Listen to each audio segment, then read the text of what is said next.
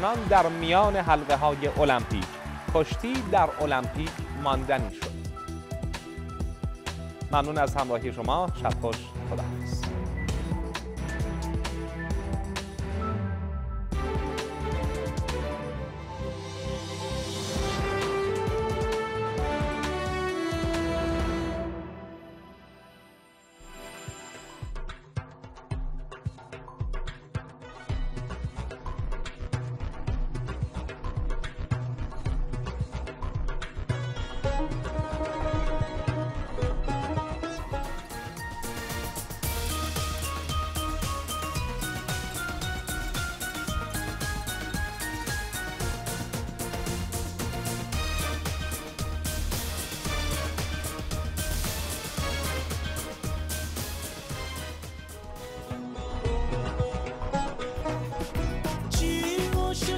تر از این که هر نفس تو با منی، خیلی شکستم دلمو، دلی که تو نمیشکنی، چه بی اراده رو به رود دوباره زانو میزنم، از هر چی جز خودت باید.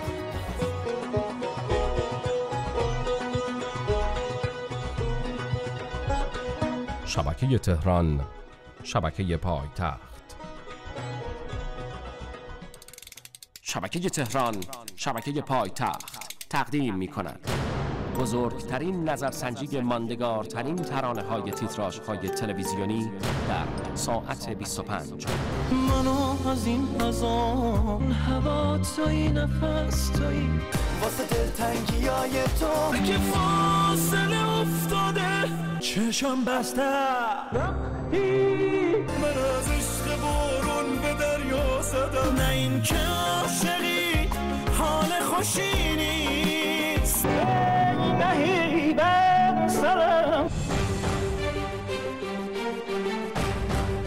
از بین 50 اثر ماندگار تنها یک اثر را به سلیقه خود انتخاب نمایید.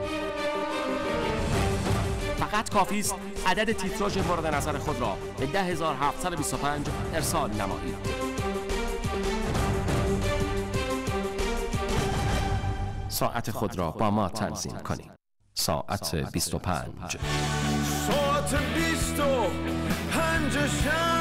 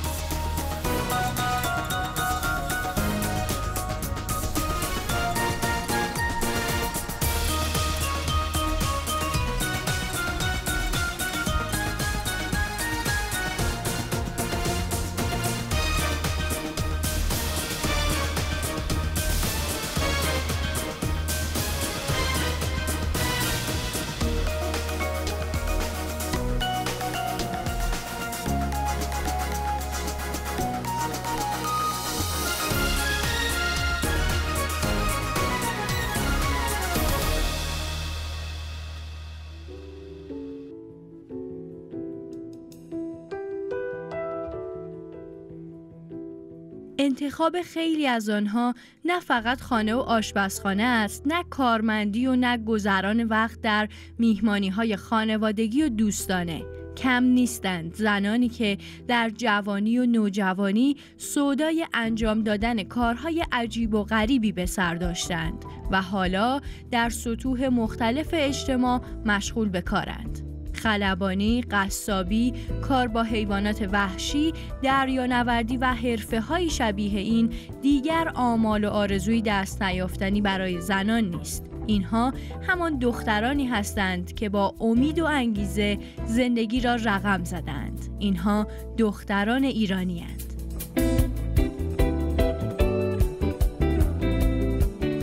دختر ایرانی به نظر من مثل یک گل نیلوفر میمونه و سرشار از تراوت، سرشار از انرژی، سرشار از ایده و خلاقیت و واقعا دختر ایرانی واقعا مایه افتخارن.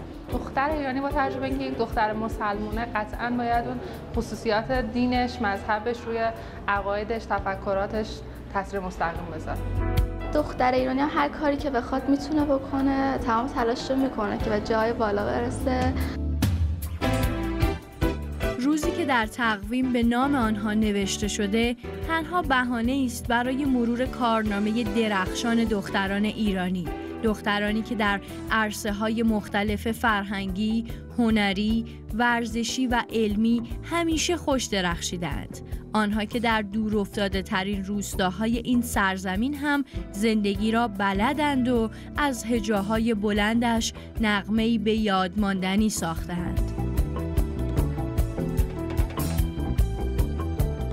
دخترای ورزشکار که مدال‌های مختلف و مدال‌های طلا آوردن، واقعا به همه ثابت کردن که دخترها چه کم و کسری از پسرها ندارن و کافیه که یک کوچولو میدون داشته باشن. و حالا تو فضاهای علمی، تو فضاهای هنری، توی فضاهای هنری به خصوص وقتی نگاه میکنیم و سرچ میکنیم میبینیم که خب دخترها خیلی تو عرصه‌ها فعال‌ترن، خیلی خلاق‌ترن. همین که آدم میبینه که یه هنری رو بلده، کاری رو بلده که شاید خیلی از مردا حتی از جرأت میگم از عهده‌اش برنیان، یه غروری به آدم میده که اگه یه روزی هیچ کاری هم انجام نتونه بده میتونه از اون هنرش استفاده کنه. این فکر میکنم برای آدم خیلی ارزشمنده.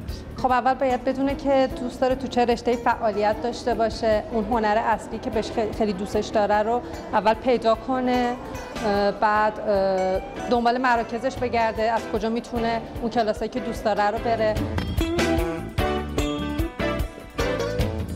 روز دختر فرصت خوبی بود برای گپ و گفتی خودمانی با دخترانی که دستی بر هنرهای تجسمی دارند، با گل سر و کار دارند و به خاک مرده شکل زندگی میبخشند.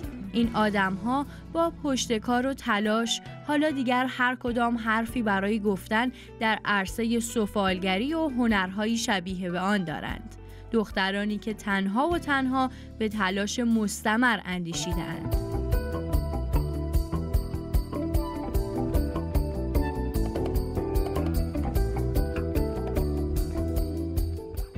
من سفالگر هستم، قاعدتا با گل کار میکنم که سفالگری دو رشته داره، دو زمینه داره، کار با دست و کار با چرخ. کاری که توی این نمایشگاه ارائه دادم همش با چرخ هست و برای رنگش هم از تکنیک لعاب استفاده کردم. رشتم قلم‌زنی فلزه که یه تعدادی از کارها مثل کنار کارهای بقیه دوستام توی در واقع رشته خودم انجام میدم و توی نمایشگاه هست. سفال می‌سازم بیشتر. نقاشی هم میکنم ولی 1 سال و نیم تقریبا که سفال میسازم. سعی کردم که حس درونیمو تو کارام نشون بدم. اون کار کردن با خاک رو خیلی دوست دارم، آرامشش رو خیلی دوست داشتم. بعد اینکه کارام بیرنگه و رنگ خاکه، خواستم این حسه رو به همه انتقال بدم، اگه تونسته باشم نشون داده باشم. و زمانی که حرف از تلاش و امید باشد، هرگز چیزی مانع پیشرفت این دختران نخواهد بود. اصلا نمیشه تمایز براشون قائل شد، زن و مرد نداره و اینکه شاید یه ذره خانوما کاراشون یه ذره ظرافتش بیشتر باشه، آقایون بیشتر با فرم و یه ذره حالا شاید یه ذره زمختر باشه. ممکنه که سر خانم‌ها خلاقیت بیشتری خرج کنن ولی خب آقایون هم خیلی خلاقیت خرج می‌کنن. گفتم نمیشه مقایسه کرد. شاید جنس کارا از لحاظ روحی فرق بکنه ولی اینکه نه بگیم که حالا خانم‌ها موفق‌ترن یا آقایون، من همچین تفاوتی رو هیچ موقع احساس نکردم.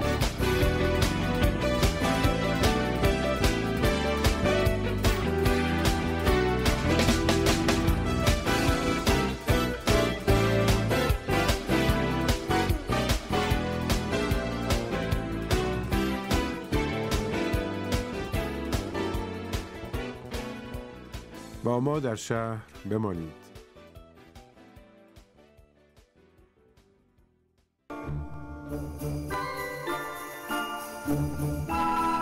یادش بخیر وقتی کوچیک بودیم هر چیزی رو که دوست داشتیم تصور میکردیم. با اون تصورات هر روز یه زندگی جدیدی رو تجربه میکردیم. زندگی که هر روزش رنگین تر از روز قبل بود. از رویای بازی‌های تموم نشدنی با دوستامون شروع می‌شد تا ساختن یه بالون کوچیک و یه سفر دست جمعی به هر جا که دوست داشتیم. رویای سفر با یه قایق بزرگ تو دریا یا پرتاب شدن به فضا و پیاده روی روی ماه و ستاره ها. حیف که همشون با سپری شدن دوران کودکیمون تموم شدن. ولی هنوز یه راهی هست برای دیدن رویاهای زیبای گذشته. تصویرگر رویای بی نهایت در قاب شیشه تلویزیون. شبکه تهران.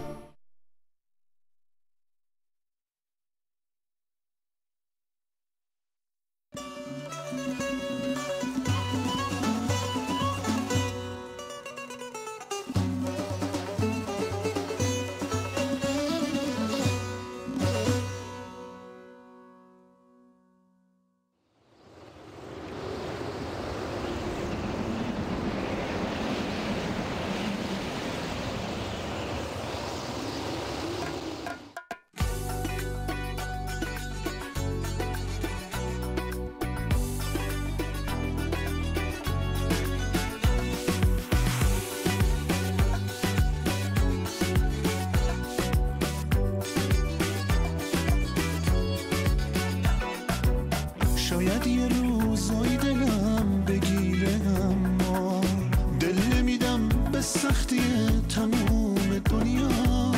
شاید شبایی باشه که بغضم بگیره، یادم بره اون تویی که هیچ وقت منو یادت نمیره. برای دوست داشتن تو تموم قلب من کمه، این که تو عاشق منی زیباترین باورمه. آخر کار حرف توه که سر به راهم میکنه، تموم عشقم اینه که خدا نگاهم میکنه.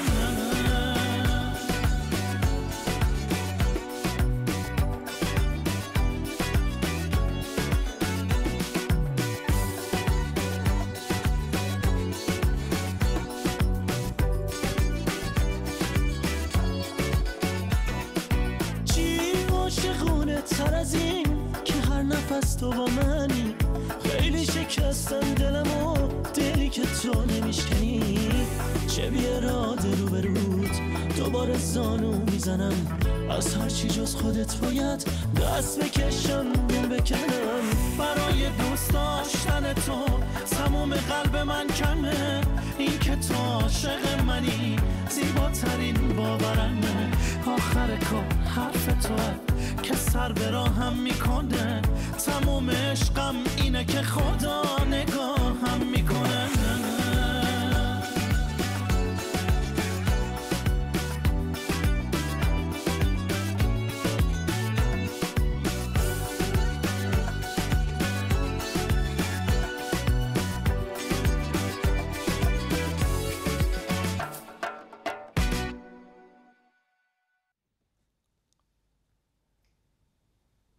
ای مهربان تر از برگ در بوسه های باران، بیداری ستاره در چشم جوی باران.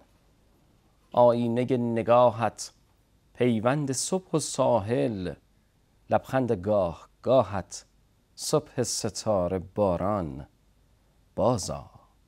بازا که در هوایت خاموشی جنونم، فریادها برانگیخت از سنگ کوه ساران. ای جویبار جاری زین سایه برگ مگریز، کین گونه فرصت از کف دادند بی شماران. گفتی به روزگاری مهری نشسته، گفتم بیرون نمیتوان کرد حتی به روزگاران. بیگانگی ز حد رفت ای آشنا مپرهیز، زین عاشق پشیمان سرخیل شرم ساران. پیش از من و تو بسیار بودند و نقش بستند، دیوار زندگی را زین گونه یادگاران. این نغمه محبت بعد از من و تو ماند، تا در زمان باقی است آواز باد و باران.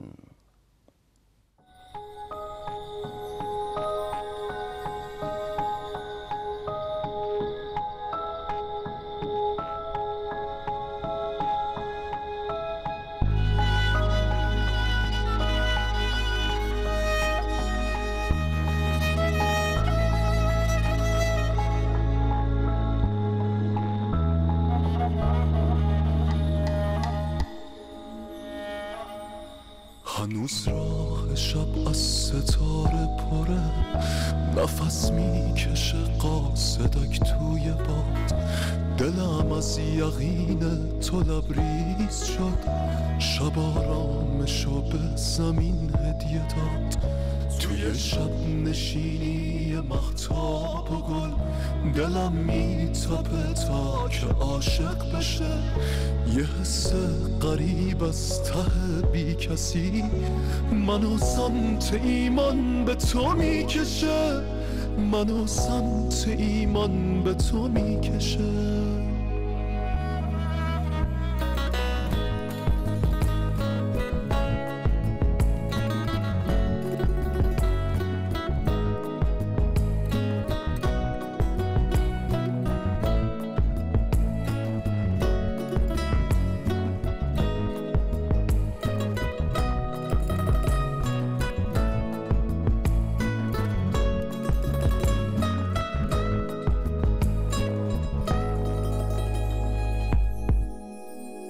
تو دستای تو حس امنیته، تو چشمای تو زندگی جاریه.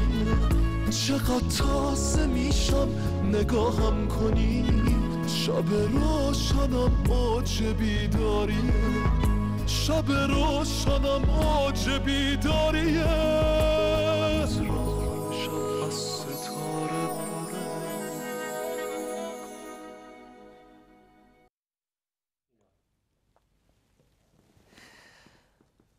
به نام خدای مهربان، خدای بخشنده روزی رسان. وقتی تمام دنیا و آدماش میتونن کاری کنن که تو لبخند بزنی، پس چرا نمیخندی؟ چرا نمیخندی؟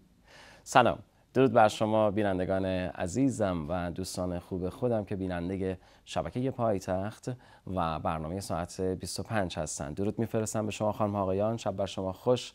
محمود رضا قدیریان هستم، ارادتمند تک تک شما عزیزم. برنامه ساعت 25 رو در نهایت ادب و احترام آغاز کردیم با شعری از جناب دکتر شفیعی کدکنی عزیز و ترانه مهدی مدرس به نام راه شب که در این لحظات راه شب تقدیم شما شد در 25مین ساعت زندگیتون با اعلام ساعت 48 دقیقه و عرض میکنم که 36-37 ثانیه. یه کار قشنگی داریم، عادت قشنگی به نام عادت عاشقی که مازیار فلاحی این کارو خونده. فقط قبلش این رو بگم که امشب حال هوای برنامه‌مون متفاوت‌تره، سعی می‌کنیم ریتممون رو ببریم بالاتر، سرعتمون رو ببریم بالاتر، اکثر کارها رو کوتاه انتخاب کردیم، چرا که می‌خوایم در رابطه با نظرسنجی ماندگار ترانه تیتراژهای تلویزیونی یک کار ویژه‌ای، یک کار دیگه‌ای رو انجام بدیم. اونم چیزی نیست جز کمک به شما در انتخاب بهتر برای این نظرسنجی و پیامک دادن به 10725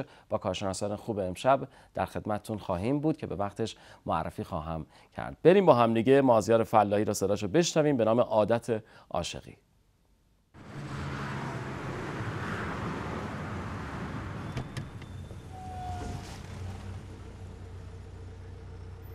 من اینی که به نظر میام نیستم. من یه مردم، یه مرده واقعی. بهم میاد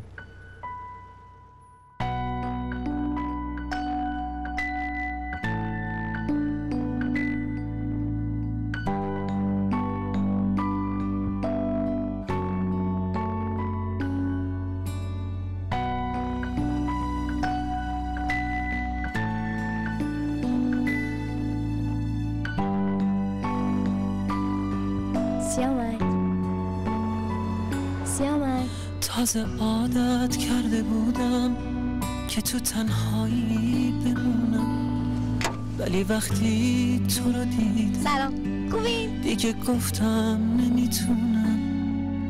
تازه عادت کرده بودم که باشم تنهای تنها، تا که دیدم دلم گفت توی اون عشق تو رویا.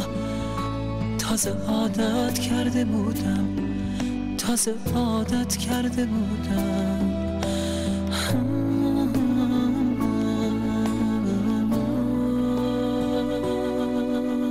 تو جزیره ما یه مسئله هست که میگه زندگی مثل یه اسب پیشکشیه، نباید دندوناش رو شمون.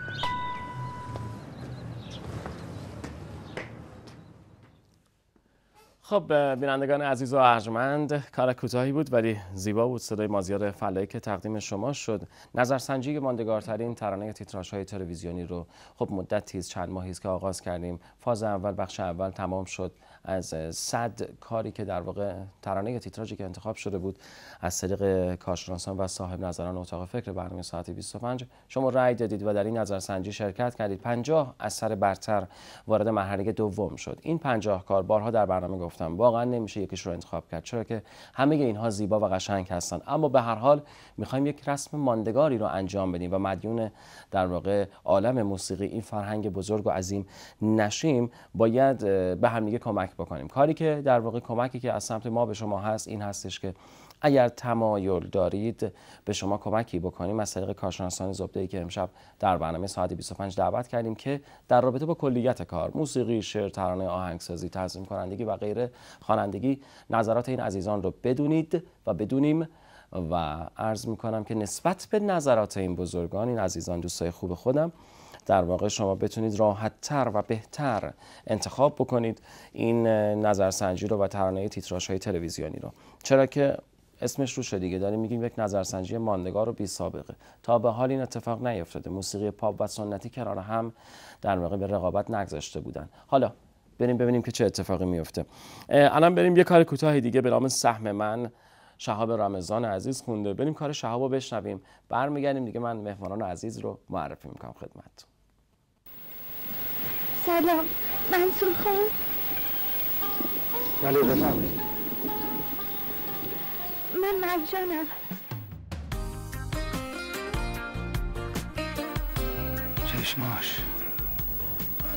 چشما پنجره دل آدم هاست. دل شیر میخواست که تو چشاش نگاه کنی. دل اسم چشماش اسیرم کرده بود، اما اون اول زندگی بوده و من ته خط.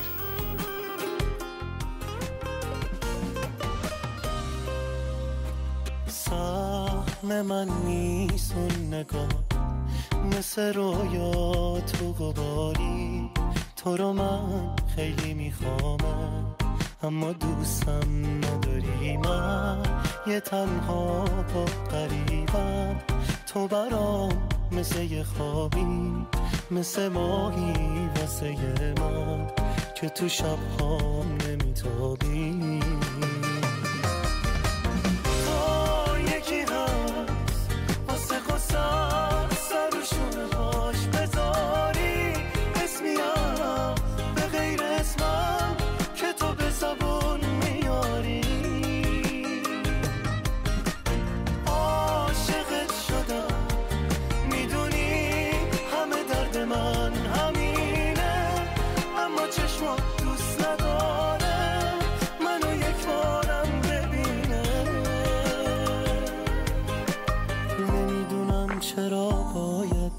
به کسی اینجوری دل بس که تو دنیا و تو رویاش همیشه یکی باش هست. میدونم که اشتباهه، ته قصه سیاهه، میخوامت با این که هر روز کار من گریه واهه.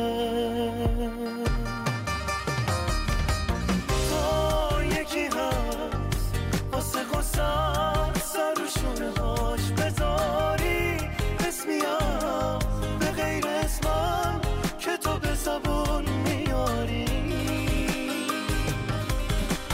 عاشقت شدم میدونی همه درد من همینه، اما چشمات دوست نداره منو یک بارم ببینه. عاشقی هر سری رو میشه پنهان کرد الا این یکی. تو یکی هست واسه قصد سرشون هاش بذاری اسمیم به غیر اسمم که تو به زبون میاری. عاشقت شدم میدونی همه درد من همینه، اما چشمات دوست نداره منو یک بار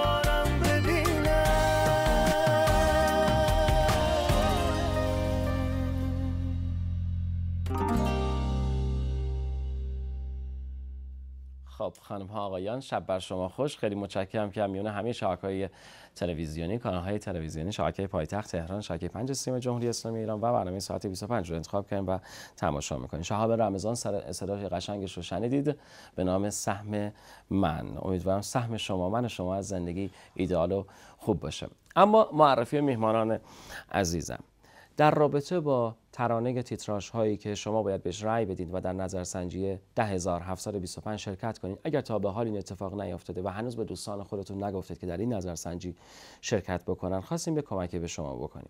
اونم به این دلیل بود وقتی من در پیامک ها یا ایمیل ها، در واقع پست الکترونیکی و سایر راههای ارتباطیمون وقتی که مراجعه می‌کردم و تماشا می‌کردم با بچه‌ها صحبت می‌کردم، به این نتیجه رسیدیم که آقا بعضی واقعا در پیام ها هست که آقا میشه به ما یه کمکی بکنید، ما چطور باید یه کار ماندگار رو انتخاب بکنیم؟ آیا فقط ماندگاری این هستش که من فلان صدا رو چون خیلی دوست می‌دارم مثلا آقای فلانی رو فقط باید با آقای فلانی؟ نه، شاید مثلا آقای فلانی شما دوست می‌دارید اما کارهای دیگری ارزنده تر باشن، چون می‌خوایم به شعرش، ترانه‌اش، آهنگسازی، تنظیم کنن حرفه‌ای‌تر بیایم با هم دیگه نظر بدیم. اما الان به همین جهت کمک گرفتیم از کارشناسان و صاحب نظران زبده این کار. به ترتیب معرفی می‌کنم جناب آقای علی بحرینی، ترانه‌سرا و روزنامه‌نگار. علی جان سلام، درود بر تو. سلام، به نام خدا. عرض ادب دارم خدمت بینندگان شب زنده داره شبکه تلویزیونی شهر خودم تهران. خوشحالم که اینجا. زنده باشید. و کارشناس و صاحب نظر دوم ما جناب آقای میلاد ترابی عزیز که خواننده هم هست اما بیشتر در حوزه آهنگسازی و تنظیم کنندگی میشناسیم ایشون رو.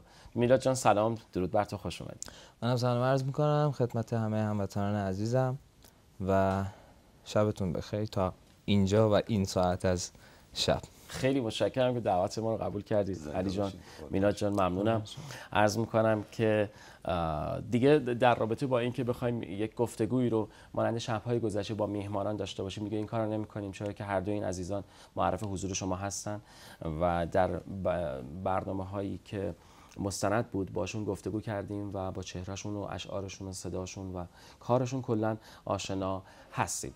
من سوالاتم رو در واقع میخوام بدین شکل مطرح بکنم. تمام سوالات من سوالات شما مردم هستش در رابطه با انتخاب و نظر دادن به ترانه تیتراژهای تلویزیونی. حالا الان بریم با هم دیگه به خاطر اینکه بیشتر متوجه بشیم که چیکار میخوایم بکنیم مرحله دوم تیزرش رو تماشا بکنیم. شبکه تهران، شبکه پایتخت تقدیم می‌کند بزرگترین نظرسنجی ماندگارترین ترانه‌های تیتراژهای تلویزیونی در ساعت 25. منو از این هزان هوا توی نفس توی واسه دلتنگیای تو که فاصله افتاده چشم بسته وقتی من از عشق بارون به دریا زدم. نه این که عاشقی حال خوشی نیست نهی بر سرم. از بین 50 اثر ماندگار تنها یک اثر را به سلیقه خود انتخاب نمایید. فقط کافی است عدد تیتراژ مورد نظر خود را به 10725 ارسال نمایید.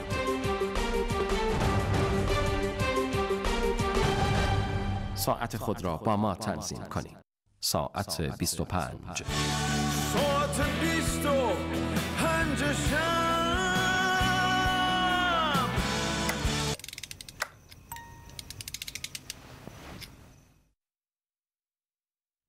یک و 14 ثانیه رو خدمتتون اعلام میکنم. شب بر شما خوش و ممنون هستم که امشب با ما همراه هستید. به عنوان اولین سوال میلاد ترابی عزیز در مورد ساعت 25 نظرت رو بگو و کلا کاری که ما انجام دادیم در رابطه با نظرسنجی بزرگ و ماندگار و بی سابقه تلویزیونی برای اولین بار. درست. اتفاقا من امروزم که با آقای محمودی صحبت میکردم تهیه کننده برنامه، اینکه واقعا بزرگترین کار رو کردین. من به نوبه خودم تشکر میکنم از شما و همچنین آقای محمودی، آقای کشمیری عزیز که این اتفاق توی موسیقی ما واقعا خیلی نایاب بود. یعنی میتونم بگم اصلا حضور اصلا پیدا نمیشد یه همچین اتفاقی. ولی موضوع اصلی اینه که خیلی کمک میکنه به انتخاب درست، مخصوصا توی این نظرسنجی که گذاشتید و کلا حالا موسیقی پاپ ما که در سالهای اخیر خیلی کمتر حمایت میشد از جانب تلویزیون، ولی الان بسیار بسیار خوبه و فکر میکنم که خیلی سازنده باشه. خب علی جان نظرتو بگو. علی بحرینی ترانه‌سرا و شاعر خوب و همچنین روزنامه‌نگار خوب. عرض میکنم که ساعت 20 یک اتفاق نو و جدیدی است که مدتی است در یک هولوش 5 ماه خورده ما داریم این کار رو انجام میدیم. در واقع در فرهنگ مملکت یکی از این فرهنگ ها از 7 هنر موسیقی هست، شعر و ترانه هست. داریم به اون اهمیت میدیم. بهایی که باید بیش از حد بهش این اتفاقی میافتاد و بها داده میشد داره از طریق ساعت 25 ما هم دین خودمون رو در واقع ابراز میکنیم. در مورد این اتفاق بگو. ببین از چند زاویه میشه نگاه مثبت داشت به حرکتی که انجام شد در مورد ترانه های تیتراژ. برای شخص من مهمترین اتفاق این بود که به نوعی خاطره بازی شد، یعنی همون تصاویری که استفاده میشد یا صدایی که از خواننده میشنیدیم ما رو میبرد مثلا به 1 سال قبل، به 2 سال قبل، بعضا به 7-8 سال قبل. بیشتر ما از 30 سال گذشته در واقع همه برنامه ها، فیلم ها، سریال ها. نه من دارم قسمت صداشو فقط میگم. آره ترانه تیتراژ رو فکر میکنم 12-13 ساله که به صورت یه مد در اومده برای سریال یا برنامه سازی. این جنبش برای من خیلی مهم بود. در کنارش اینکه یه مقدار دیدم بحث‌های تخصصی انجام میشد. شبی که مانی رهنما مهمون برنامه بود من خیلی لذت بردم. مثلا دوست داشتم به نوعی حتی روی آنتن بیام تشکر کنم از حضورش حضور خیلی خوب و درخشانی بود. سوالایی که شما پرسیدین، جوابایی که اون داد. خب این یه مقدار بار علمی و فنی مخاطبم هم شاید بالا ببره. من اون شب خیلی چیزا یاد گرفتم. شبای دیگه هم اتفاقات خیلی خوبی افتاد. یه شب خاطرمه آقای خشایار اعتمادی اینجا بودن که بهروز صفاریان هم روی آنتن اومد. خب این اتفاقات خیلی خوبیه که حالا چاشنی این کار میشه. از این مباحث که بگذریم، خود پخش کار اونم تو این ساعت شب فکر میکنم برای مخاطب خیلی دلپذیر باشه. خب خیلی متشکرم از هر دوتون بینندگان عزیز و ارجمند. بریم با هم دیگه یه مرور کلی رو دیگه از امشب داشته باشیم، ببینیم تا چند ترانه رو در واقع تیتراژ رو میتونیم با هم دیگه مرور بکنیم. نوبتی باشه، نوبت شماره 23 هست، اما فعلا تیتراژ شماره 23 رو نگه می‌داریم، به وقتش پخش می‌کنیم. بریم با هم دیگه چون دیگه نظرات کارشناسان رو می‌خوایم بدونیم. تیتراژ شماره 1 به نام آسمان همیشه ابری نیست رو با هم دیگه ببینیم. بخشی از این کار رو، چرا که کاملش رو در واقع براتون بارها خوب پخش کردیم. بریم بخشیش رو بشنویم و بعد برمیگردیم. آخر راه اومدن با روزگار، گره کوریه که بخت منه، که تموم اتفاقای بعدش شاهد زندگی سخت منه.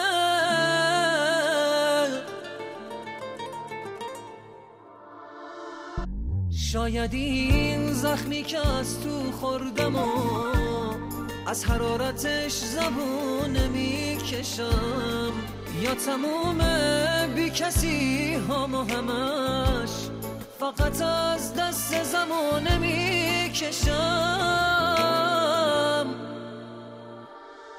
بگو بازم هوامو داری و مثل همه منو تنها نمیذاری. بگو هستی تا نترسونتم ظلمت این شب تکراری. یا بگو هستی و روی ماه تا امشب پشت ابرا پنهون نمیشه. آسمون بخت تیره من ابری نمیمونه همیشه. بگو بازم هوامو داری و خیلی خوب، عرض میکنم که آسمان همیشه ابری نیست تیتراژ شماره 1 ترانه‌های تلویزیونی بود که به ترتیب حروف الفبا هم این اتفاق افتاد و داریم پخش میکنیم و با صدای محسن یگانه. ترانه‌سرا آهنگساز خود محسن بوده و همچنین تنظیم کننده هم شهاب اکبری شهاب بود. خب همینجا شروع بکنیم. خواهش میکنم. کاری که شنیدیم استنباط من اینه که مثل اغلب کارهایی که محسن یگانه انجام میده ترانه و ملودیش همزمان خلق شده. به همین خاطر کار خیلی خوب نشسته و جزو کارهای موفق یگانه تو تلویزیون تو این سالها بود. خصوصا اون قسمت ترجیح، بگو بازم هوامو داری و مثل همه منو تنها نمیذاری و الی آخر، به نظر من با گوش و ذهن مخاطب خیلی خوب ارتباط برقرار میکنه. خب در واقع ما الان میخوایم به کلیت کار اشاره بکنیم، موسیقیش، آهنگسازی، تنظیم کنندگی که میلاد جان و شعر و ترانه علی بحرینی که صحبتش رو شنیدید، که شما بتونید بهتر در واقع بخواید نظر بدید. اگه کسی بخواد به یکی از این کارها رو انتخاب بکنه، هر ایرانی یک انتخاب داره، بخواد رأی بده در این نظرسنجی شرکت بکنه، آهنگسازی و تنظیم کنندگی رو چجوری باید درک بکنه که بهش نمره‌ای بخواد بده؟ در مورد همین کار صحبت کنیم. عرضم به حضورتون که توی این کار، حالا همونطور که علی جان هم گفتن، اصلا ترکیب شهاب اکبری عزیز با محسن یگانه از نظر موسیقایی همیشه جواب داده و اصلا یعنی این دو نفر خوب با هم دیگه تونستن کار بکنن، کما اینکه خب بسیار سابقه خوبی هم داشتن. از نظر موسیقایی شهاب یه خوبی که داره این که حس ترانه و ملودی رو بسیار توی تنظیماش رعایت میکنه و این به ذهن مخاطب میرسه که اون ترانه رو لمس بکنه. بعضی وقتا تنظیم میتونه باعث بشه که اصلا شما یه ترانه ملودی بسیار خوب داشته باشین ولی متوجهش نشین احساسی که وجود داره توش. ولی خب شهاب به خوبی این کار انجام داده به نظر من و بسیار کار موفقی هم بود. کار آسمان همیشه ابری نیست. در مثلثی که ما داریم، خواننده، آهنگسازی و شعر و ترانه، که این مثلث در موسیقی بسیار حائز اهمیت، وظیفه تنظیم کننده این هستش که در این مثلث نیست اما میاد کلیت این مثلث رو تزیین میکنه، زیباترش میکنه. درست میگم؟ بله، که شهاب اکبری اینجا کارش رو به درستی انجام داد با صدای محسن یگانه. خیلی خوب، به خاطر این ریتم بریم بالاتر، کارهای بیشتری رو بخوایم پخش بکنیم، بریم با هم دیگه تیترهای شماره 2 ارمغان تاریکی رو بشنویم، یه بخشیش رو. چه در سر تو من از تو رسیدم، به باور تو بودی و من به گریه نشستم برابر تو، به خاطر تو به گریه نشستم، بگو چه کنم.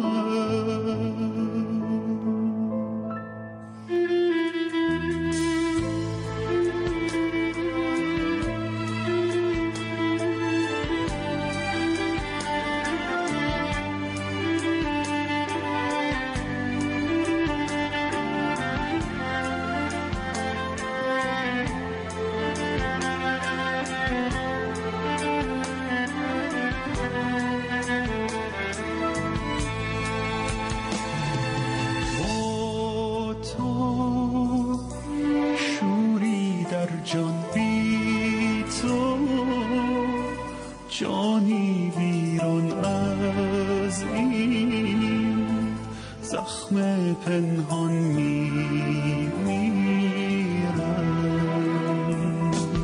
نامم در من باران یادت،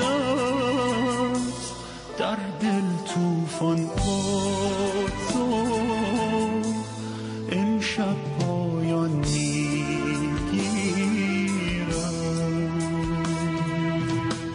نبی تو سکوت، نبی تو سخن. صدای محمد اصفهانی، ارمغان تاریکی و آهنگساز و تنظیم کننده این کار در واقع ارمغان تاریکی فرید سعادتمند بود و نظرات میلاد ترابی. درسته.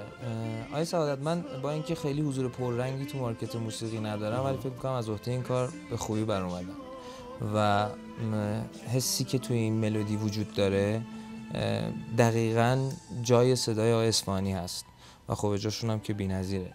من فکر می‌کنم که کلیت کار خوبیه. خیلی خوب. در مورد شعر و ترانه این کار چطور؟ آقای قدیریان، یک سری کارا کاکایی گفته شد. بله، یک سری کارا هست که عرض کردم در مورد کار یگانه همزمان ساخته ترانه و ملودی پیش میره. اینه که شما به من و میلاد این حق رو بدین که گهگاه وارد محدوده هم بشیم.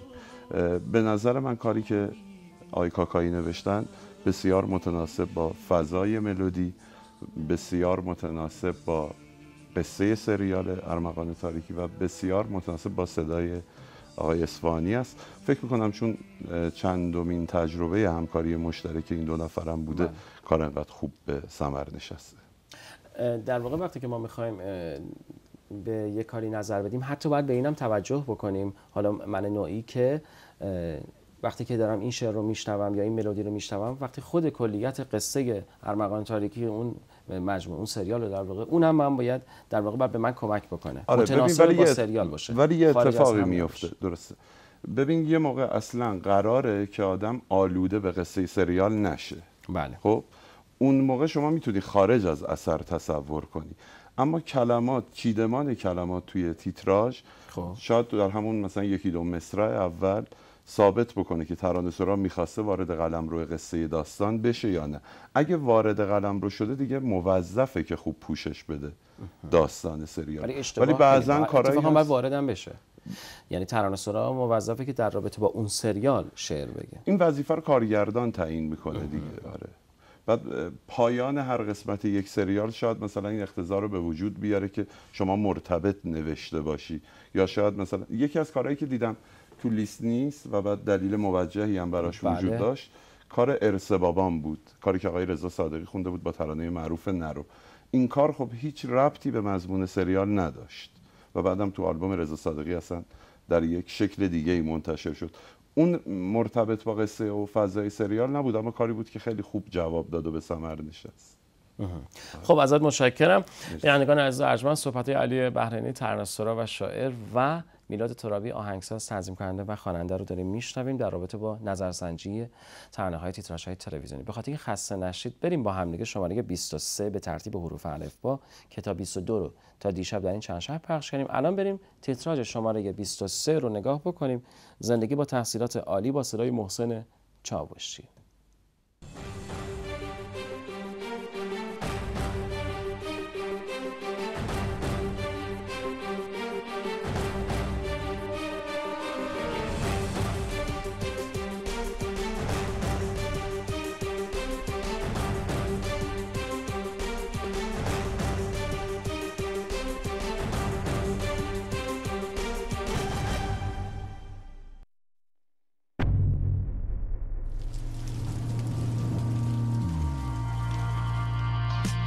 از رود جاری تر، از کوه محکمتر، از سختی فولاد حتی مصممتر. ما زندگیمونو با عشق میسازیم، نه کم میاریم و نه رنگ میبازیم. دیروزو باید دید، فردا رو باید ساخت. من یاد میگیرم دنیا رو باید ساخت. از خواب پا میشم، خورشید میتابه، بیدار میمونم. دنیا اگه خوابه، گفته این دنیا جای منازع نیست. به جنگ و تجربه گل شکست فاجعه نیست. کی گفته این دنیا جای منازع نیست. به جنگ تجربه گل شکست فاجعه نیست.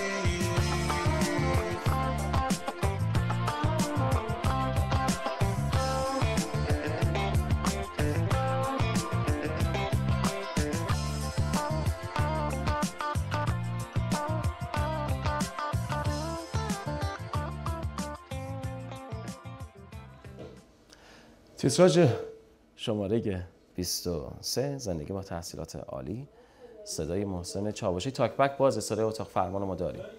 خب عرض میکنم که متشکرم. برنامه زنده همیناش قشنگه. زندگی با تحصیلات عالی، تیتراژ شماره 23 صدای محسن چاوشی تقدیم شما شد که من 23 رو خدمتتون عرض میکنم. ترانه‌سرا حسین صفا، آهنگساز و تنظیم کننده خود محسن چاوشی عزیز هستش. الان میخوایم برگردیم سراغ در واقع خود نظرسنجی که کارشناسانمون نظراتشون رو ما بشنویم. تیتراژ شماره 3 از یاد رفته صدای محمد معتمدی است. علی جان، میلاد جان و شاعر جناب سعدی، آهنگساز هم بهزاد عبدی. میخوای این کارو نگاه کنیم بعدش برگردیم صحبت کنیم. خیلی خوب، این کارو پس بشنویم خواهش میکنم.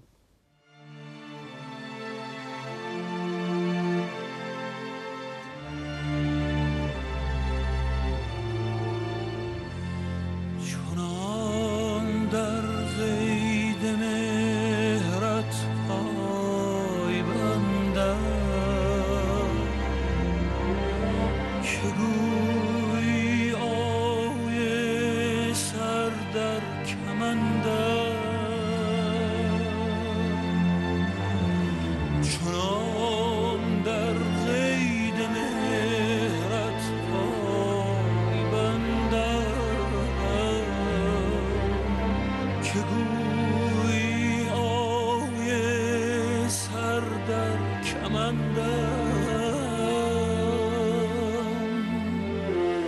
گهی بر درد بی درمان بگریم، گهی بر حال بی سامان بخندم، گهی بر درد بی درمان بگریم، گهی بر حال بی سامان بخندم. نه مظنونم که دل بردارم از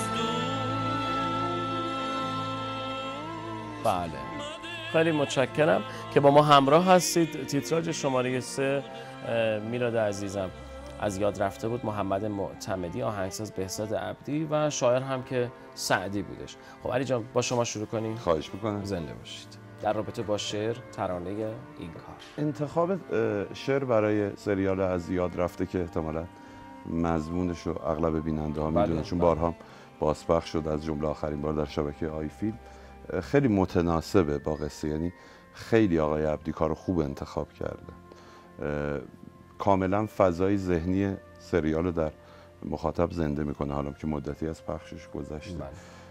آقای معتمدی هم که در توانایی هاشون شکی نیست، خواننده‌ای هستن که آن سوی مرزها موفق بودن. بله، جایزه فرانس موزیک فرانسه رو به دست آوردن در سال 2012 که مدتی پیش هم چند شب پیش محمد معتمدی مهمان ما هم بودن. درست. منتها من فکر میکنم که راوی شعر سعدی بیشتر خانوم نقشه‌ایه که سریال از یاد رفته است. یعنی انگار این سروده سعدی برای ایشون انتخاب شده و ساخته شده، ولی به هر حال بسیار دلنشین و فوق‌العاده بود از نظر من. فقط ببخشید ما الان کار اول و دوم و سوم هم من هم میلاد نظرمون خیلی مثبت بود. من میخواستم فقط متذکر بشم که اینجوری بنا نیست پیش بریم، ما دوچار الفبا شدیم. بالاخره همه رفقا از دوستان هستن، حالا به جاهای خوبش هم میرسه. آره حتما قرار نیستش که فقط بگیم همه این کارها خوب و مثبته، اما در نهایت میلاد جان، علی جان، این 50 کاری که در مرحله دوم آمدن واقعا همشون خوب هستن که تو این مرحله الان در واقع ما داریم بهشون باز میخوایم رأی بدیم برای انتخاب 10 کار برتر، 25 کار برتر، 5 کار برتر. خب آهنگساز بهزاد عبدی. آقای بهزاد عبدی خیلی برام جالبه که در ارکستراسیون خارج از کشور هم حضور داشتن و الان تیتراژ کار کرده بودن. این تیتراژ هم به نظر من تیتراژ خوبی بود. ما بحث حالا به قول آقای بهرانی که میگیم مثلا داریم خوب میگیم، یه سری کارها هستن که از نظر حرکتی نه ریتم خیلی کندی دارن نه ریتم خیلی تندی دارن، یعنی یه حالت میانه رو هستن. یعنی اون کسی که حالا انتخاب کرده این کارو، مثل اون 3 تا تیتراژ قبلی که راجعش صحبت کردیم، اون کسی که حالا انتخاب کرده، چه شاعرش چه آهنگسازش و خواننده‌ای که اون رو اجرا کرده، به نظر من خب خیلی چجوری بگم به اصطلاح اون میانه رویی رو رعایت کرده. بعضی تیتراژها هستن که خب مثلا متناسب با اون سریال نبودن که حالا میگم در راستای فرمایشات علی جان میرسیم به اون مرحله. اینم به نظر من خب خوب انجام شد، یعنی هم موزیک خوب بود، هم خواننده خب بسیار بسیار خوب اجرا کرده بود کار رو، شاعرم که دیگه راجبش بحثی نیست. بله جناب سعدی. خب خیلی متشکرم. پس بریم اولین شب آرامش، تیتراژ شماره 4 که همه اینها رو براتون پخش کردیم. این هم همینطور صدای مهران زاهدی که اتفاقا چند شب پیش مهمان برنامه ما هم بودن. این کارو خب یه مقدارشو بشنویم، بخش کوتاهیش رو. سوی تو به شوق روی تو، به طرف کوی تو سپیده دمایم، مگر تو را جویم بگو کجایی.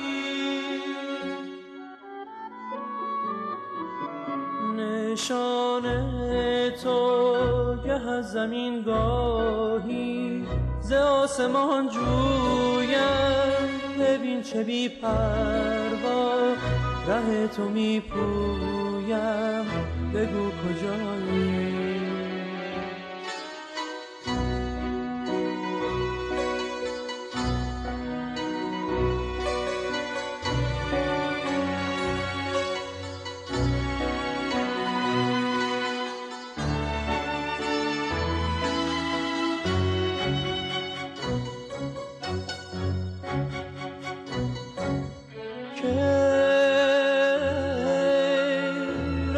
رخ ماهت از نظرم به غیر نامت که این نام دگر ببرم اگر تو را جویم حدیث دل گویم بگو کجایی.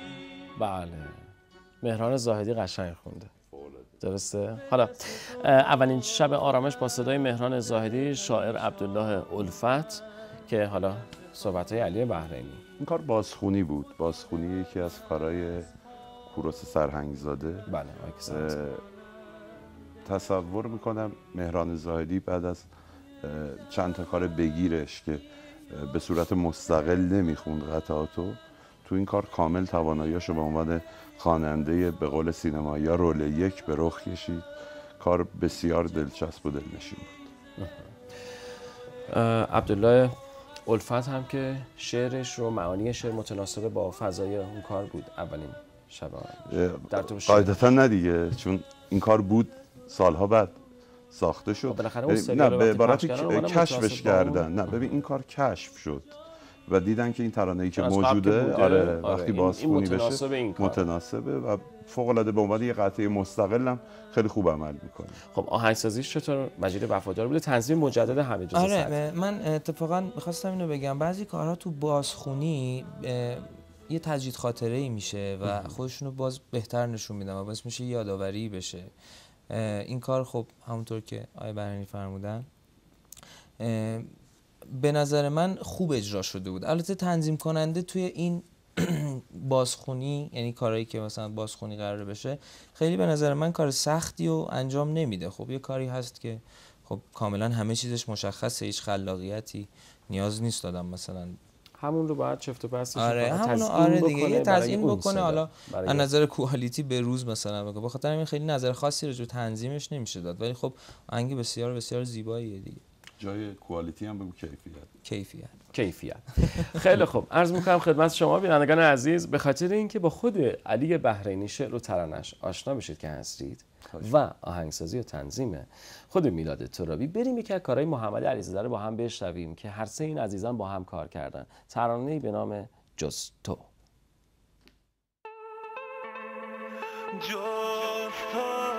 کی میتونه دید من باشه، کی میتونه دید من باشه، کی میتونه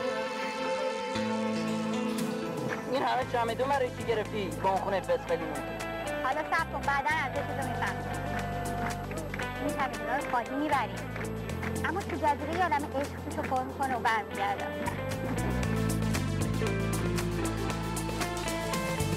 جز تو کی میتونه عزیز من باشه، کی میتونه تو قلب من جاشه، مگه میشه مثل تو پیداشه، همه چیزم وای عزیزم جز من کی واسه دیدن تو حریصه، اسم تو رو قلبش مینویسه، گناهاش از ندیدنت خیزه، همه چیزم آی عزیزم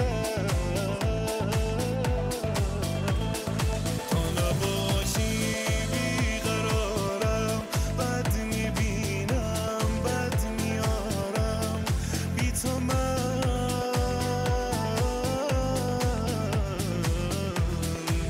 حس ندارم سر بزیرم، گوشه گیرم خوش بمیرم، بی تو من همه چیزم آی عزیزم همه چیزم.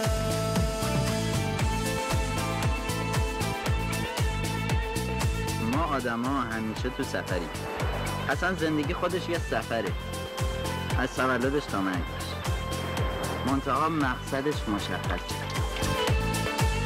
واسه ما دوتا کی بهتر از ما، از همین امروز تا آخر دنیا، واسه ما دوتا کی بهتر از ما، از همین امروز تا آخر دنیا، همه چیزم آی عزیزم عزیزم همه چیزم آی عزیزم همه چیزم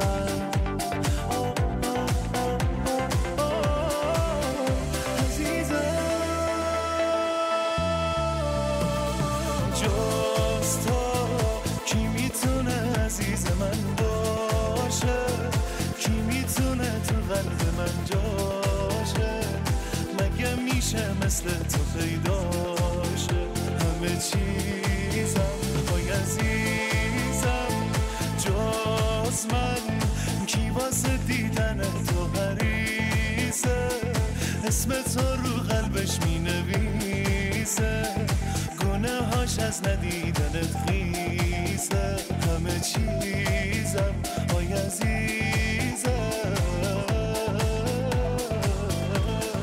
تو نباشی بیقرارم بد میبینم بد میارم بی تو من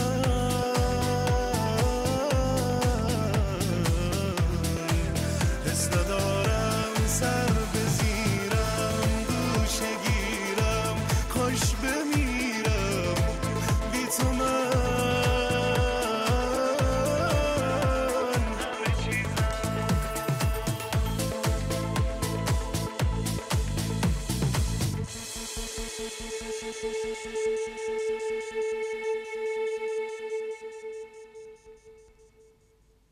الان من باید بگم که کار جستو که خلقش در واقع خالقش خود بر بچه‌های کارشناس امشب هستن، باید چجوری ما این کارو نقد کنیم؟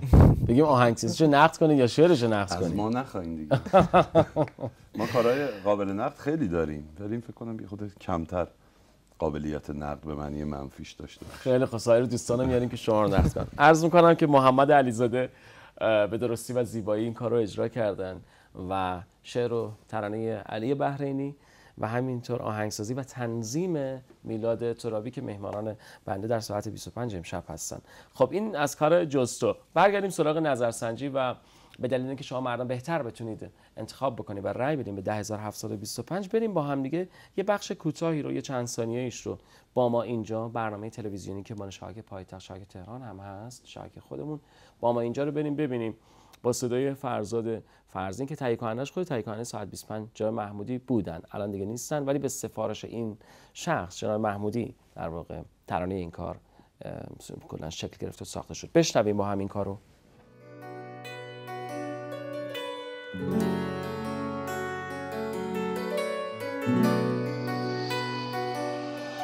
کنار بغض و دل سردی تو بی اندازه هم دردی، تو روزایی که می مردم تو با من زندگی کردی،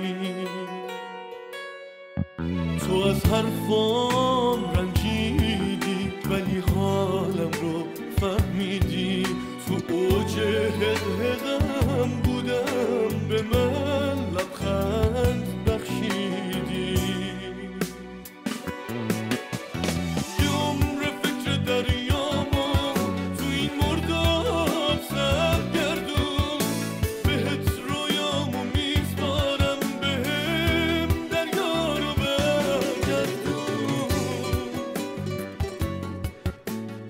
خب ممنونم از دوستان خوبم در پخش. بله، کار برنامه با ما اینجا که در واقع معرفی برنامه‌های مختلف شبکه‌ها رو در واقع به عهده داره این برنامه که متناسب با اون خانم زهرا عاملی ترانه‌سرای این کار بودن و فرزاد فرزین هم خوانندگی کرده هم آهنگسازی این کار رو به عهده داشته، تنظیم مهدی احمدوند و علی بحرینی. خوش می‌کنم. ویژگی مثبت همکاری با صدا و سیما برای فرزاد فرزین که دوست خوب منم هست اینه که در شرایطی قرار میگیره که تقریبا مجبور میشه ترانه خوب انتخاب کنه و خوب بخونه. هم کار پشت صحنه که از صدا و سیما پخش شد و هم ترانه‌ای که الان داریم میشنویم، دو ترانه بسیار خوب و قدرتمند دارن. کار خانم زهرا عاملی رو من ستایش میکنم.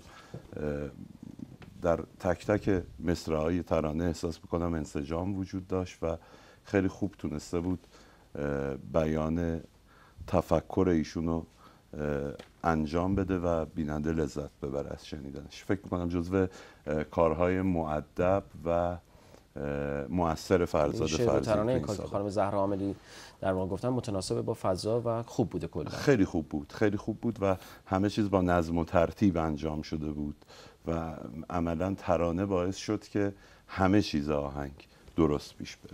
پس بینندگان عزیز و ارجمندم، دوستای خوبم، وقتی که میخوایم به یک کاری، به یک ترانه تیتراژی، چرا که در مرحله دوم هم هستیم، با وسواس بیشتری ما بخوایم ابراز نظر کنیم و در این نظرسنجی شرکت بکنیم، باید به خیلی نکات توجه بکنیم. این نیست که بگیم چون من فلان صدای خواننده رو دوست می‌دارم خب به اون مثلا میخوام رأی بدم.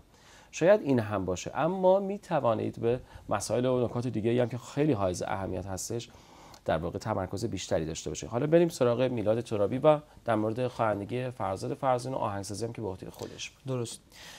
فرزاد فرزین، حالا من از سلیقه شخصی خودم دارم میگم، جزو خواننده‌ای که به نظر من خیلی باهوشه. حالا من نظر خیلی خاصی ندارم راجع به صداش، ولی خوب انتخاب میکنه، یعنی از نظر ترانه. و جالب بود که تنظیم کننده این کار مهدی احمدوند بود، چون خواننده‌ای که خودم دارم آلبومشو کار میکنم و تنظیم خوبی هم زده بود براش، یعنی نظر فنی به نظر من مشکلی نداشت. حالا ما به هر حال به عنوان کارشناس اومدیم، قرار نیست نظر شخصی بدم، ولی خب من کلا دوست دارم توی تیتراژ یک اتفاق خاصی بیفته.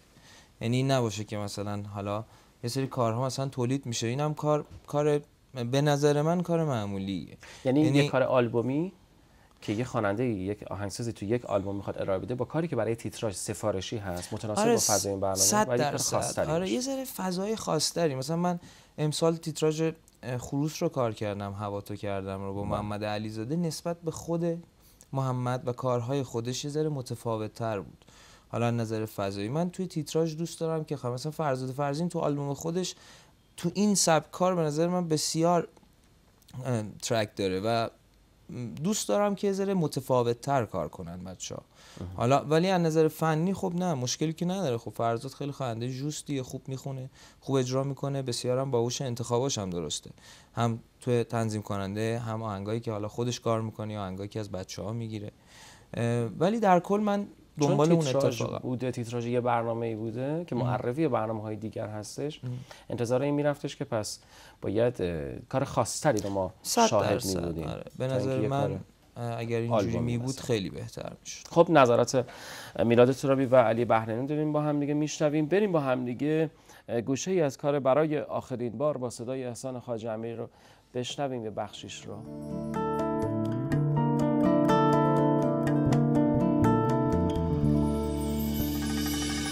برای آخرین بار خدا کنه بباره تو این شب کویری یه قطره از ستاره. همیشه بودی و من تو رو ندیدم انگار. بگو بگو که هستی برای آخرین بار. وقتی دوری تنهاییم نزدیک قلبم بی تو میترسه تاریکه.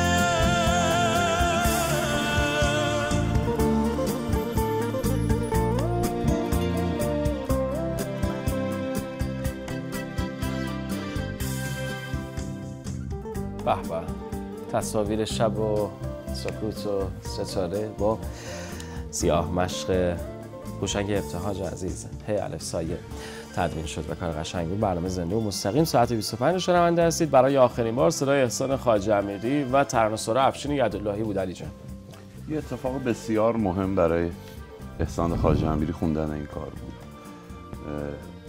سریال برای آخرین بار از شبکه تهران پخش میشد. بله. اون موقع سیستم دیجیتال و پخش سراسری هم امکانش اصلا ممکن نبود، اما خیلی سریع مورد اقبال قرار گرفت. خیلی از سریال ها و تیتراژ ها قربانی پخش از شبکه تهران در اون سالها شدن. اما این قطعه انقدر قدرتمند بود که خیلی زود فراگیر شد. اتفاق بزرگی برای احسان توسط یداللهی رقم خورد و منجر شد به انتشار آلبومی به اسم برای اولین بار که مهمترین قطعه برای آخرین بار بود.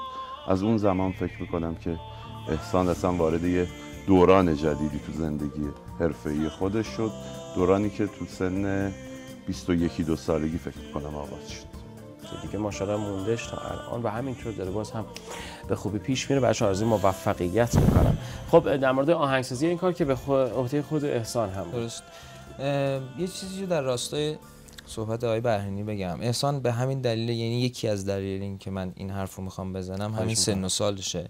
به نظر من کم اشتباه ترین خواننده ایرانه و انتخاباش و روند حرکتش توی موسیقی به نظر من خیلی خوب بود که حالا فتح البابش هم همین قطعه بود. فکر میکنم که کلا حالا از نظر تکنیکی که بخوام نظر بدم، چون یه قطعه هم با خودش کار کردم، بی‌نظیره توی خوندن. یعنی خب واقعا خواننده بسیار جوسته، کوک میخونه، ولی این تیتراژ هم خب خیلی از مردم باش خاطره دارن. یعنی یه جورایی خاطره ساز میشه وقتی که هنوز که میشنونش. جزو فکر میکنم موفق ترین کارهای حتی خود احسان هم بود، با اینکه میگم خیلی کم اشتباه بوده. از نظر من خیلی کار دوست داشتنیه. البته میلاد گفت احسان بی اشتباه بوده. احسان 3 بار اشتباه کرده، یه بار آهنگ میلاد خونده، 2 بارم ترانه های من. اگه آره این 3 تا رو حذف کنی فکر کنم بتونیم بگیم بیش. خیلی خب باشه. عرض میکنم که یه فاصله بگیریم، شما هم استراحتی بکنید برای اون دسته از عزیزانی که شاید نتونستن، وقت نکردن، به هر دلیلی کنسرت محمد علیزاده رو بخوام برم، بریم با هم یه پشت صحنه این کنسرت رو با هم تماشا بکنیم. خود منم نرفته بودم.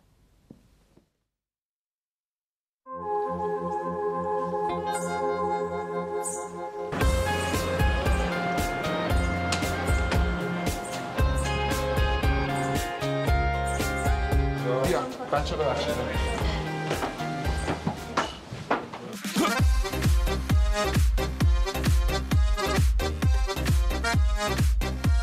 ارادتمندم. سلام شما. خسته نباشید. هم تبریک به شما میگم، هم به شما خسته نباشید میگم. مرسی، ممنون. شبی که تو گفتی دیگه دوست ندارم. محمد علیزاده، صدای احساس ایران. این لقب رو خودت هم دوست داری چون مردم تو کنسرتات بهت میگن. آره لقب خوبیه. خدا کنه که اینجور باشه. واقعا حال و احوالی که تو درون من هست و تو موزیکم سعی میکنم که رعایت بکنم، توش آرزو میکنم که این حال و احوال به قلب مردم بشینه. ازم دوری اما دلت با منه، ازت دورم اما دلم روشنه. تو چشمای تو عکس چشمامه و تو چشمای من عکس چشمای تو. کنسرت پس خوب بوده میشه. خیلی خوب داره. کنسرت محمد حالا درست نیست من بگم، ولی به نظر من بی سابقه بود.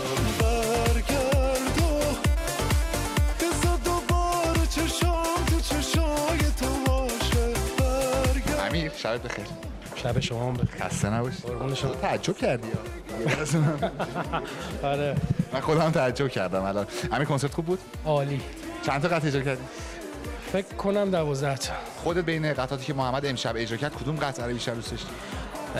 من حقیقتش والا همه قطعاتش رو دوست دارم، چون باشه مثلا قطعه احساس خب خیلی قطعه خوبیه، جست و خوبه. نمیتونم واقعا اشاره کنم به یه قطعه خاص. به هر حال ما این قطعات رو در طول 6-7 سال ساختیم و بسیار بسیار خاطره داریم باش. اصلا نمیتونم جدا سازی بکنم. این اولین باره دلم داره میگه آره دوست داره، گرفتاره بگو آره به بیچاره دوست. همین چند وقت شما طول کشید که تمرین کنید برای این کنسرت برسید؟ ما 1 ساله که الان ما محمد داریم، 1 سال هم بیشتره داریم تمرین میکنیم.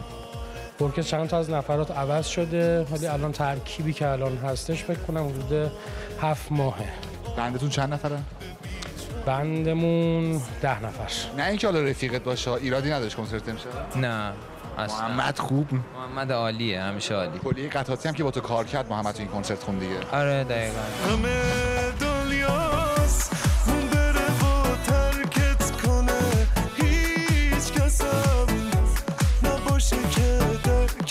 تا قطعه اجرا کردی؟ 16 تا قطعه اجرا کردم. محبوب ترین آهنگ محمد علیزاده تو آلبوم جدیدش؟ برگرد بوده، غم دنیا بوده، دلت با منه بوده و حالا ترک آخرم که کار کردم هوا تو کردم. دلت با منه رو که شهاب اکبری، غم دنیا میلاد ترابی زده. شهر بارونش هم خیلی.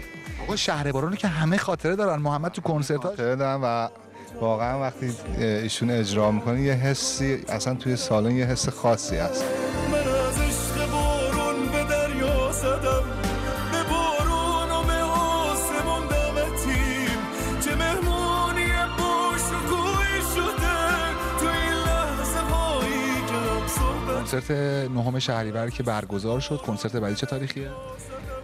داریم هماهنگی میکنیم با برج، به محضی که سالن به ما اجازه بده ما اعلام میکنیم. از مردم مشتاق‌تر برای کنسرتم، یعنی توی استیج که هستی مردم که نگاه می‌کنی اینقدر ابراز احساسات صادقانه و عاشقانه‌ای دارن و اینقدر این احساسات بی‌نظیره که همیشه من رو شرمنده کردم. جاست تا کی میتونه عزیز من باشه، کی میتونه تو قلب من جاشه، مگه میشه مثل تو پیداشه، همه چیزم های عزیزم.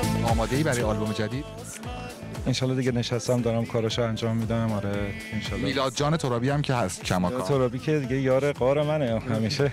اینجا برای آلبوم جدید یه قولی اینجا بگیر ازش. آره قول کی آلبوم کی میاد بیرون؟ بعد قولی کرده.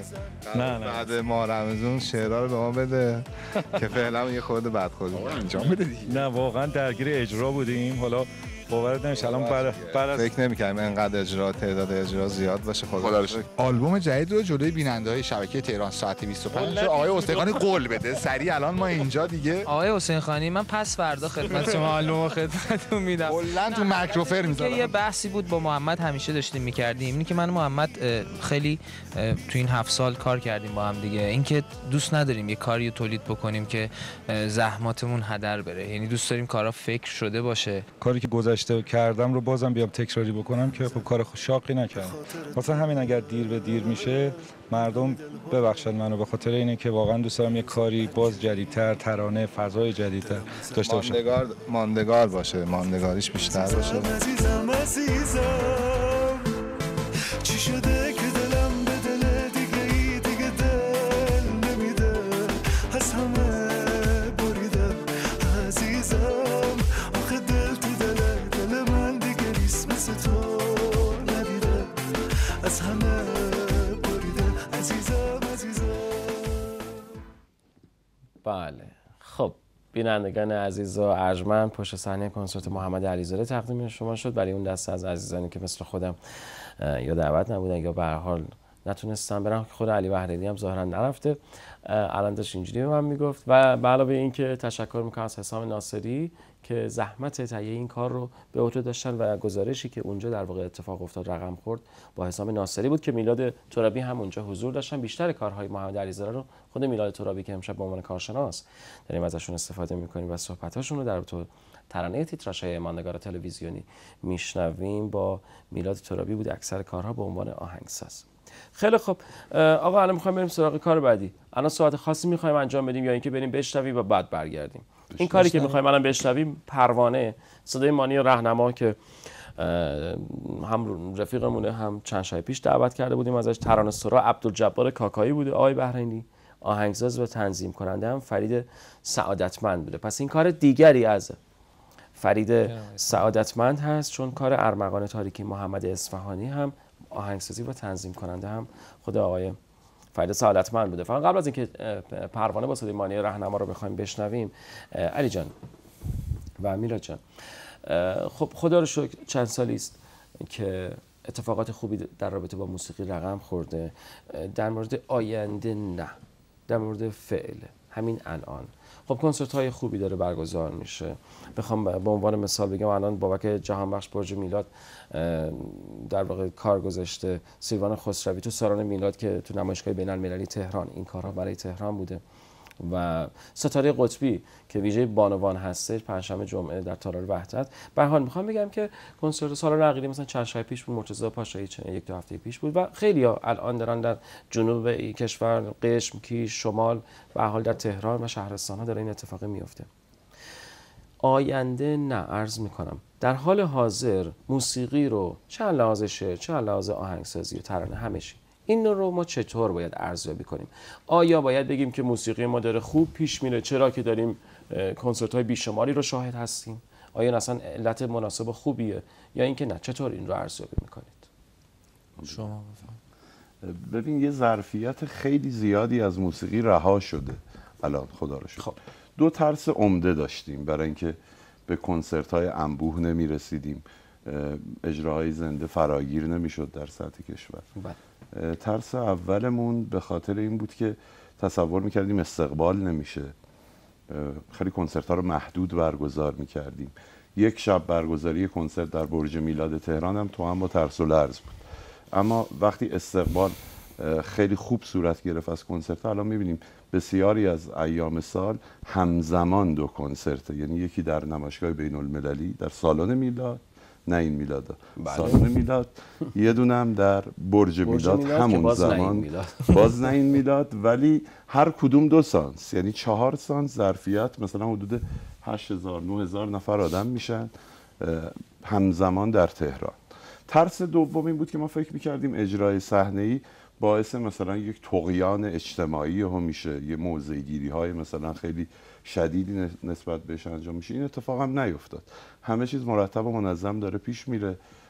شما از جنوب گفتیم، من از شمال میگم، انبوهی کنسرت در رشت، در انزلی، مناطق مرکزی، حالا چند تا شهر گویا هنوز محدودیت‌هایی داره، یا اجراهای زنده‌ای که اصلا توسط سازمان‌ها و نهادها به صورت عمومی برگزار میشه و بعضا حتی اصلا بلیط فروشی هم براش انجام نمیشه. فراگیر شدن موسیقی خب اجتناب ناپذیر بود، ولی مدیران ما این مقدار مثل که دیر فهمیدن. اما الان میبینی هیچ اتفاق بدی نمیفته، انبوهی اتفاق خوبم داره شکل میگیره. بله خب خیلی متشکرم ازت. صحبت و نظرات علی بهرینی. میلاد صحبت خاصی داریم یا بریم شماره 8 رو بشنویم؟ بریم شماره 8 رو بشنویم. بله خواهش میکنم. پروانه با صدای کلا چون خیلی ساله با همیم، تو همه چی اتفاق با هم دیگه به اتفاق نظرمون یکیه، خیلی فرق نمیکنه. خیلی خب باشه، پروانه با صدای مانی رهنما رو بشنویم. در این شب سرد بیدارم و بس دلتنگ تو هم درگیر قفس، با هر چه صدا، با هر چه نفس، فریاد از تو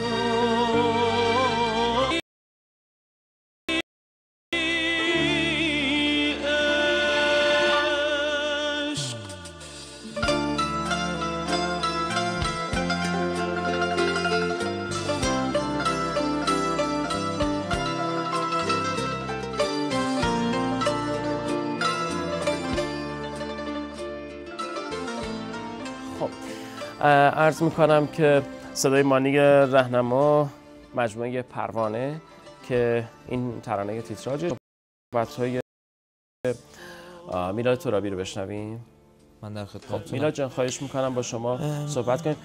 ترانه آهنگساز و تنظیم کننده فرید سعادتمند بود که عرض کردم. درست.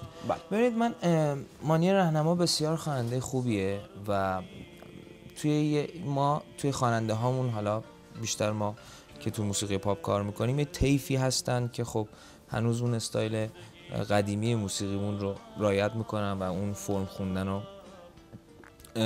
حالا میخونن، مثلا سیستمی که وجود داره. ولی در کل این که من کار خیلی بهتری از مانی رهنما شنیدم، مثل مرسدس که به اوج رسید با اون کار به نظر من، و به نظر من خیلی نرمال کار کرده و میتونست خیلی کارهای بهتری، یعنی کار بهتری میتونست ارائه بکنه، چون واقعا صدایی که مانی داره به نظر من بسیار صدای زیبایی، دلنشین، واقعا دلنشین. بله مانی رهنما یکی از شاگردان خوب و قدرشناس زندگیات که بیات عزیز هم بود که خب خودش هم همه جا من همون فرم جناب آقای بیات رو منظورم بود. بله خیلی خب. علی جان در رابطه با عبدالجبار کاکایی و شعر و ترانه‌سرای این کار، من کارو خیلی تو فضای دلم گرفت شنیدم. همون اولین بارم که کار از تلویزیون پخش شد، به نظر من ترانه‌سرا هم به شدت متأثر از همون فضا بود، حتی برای گفتن ترانه‌اش.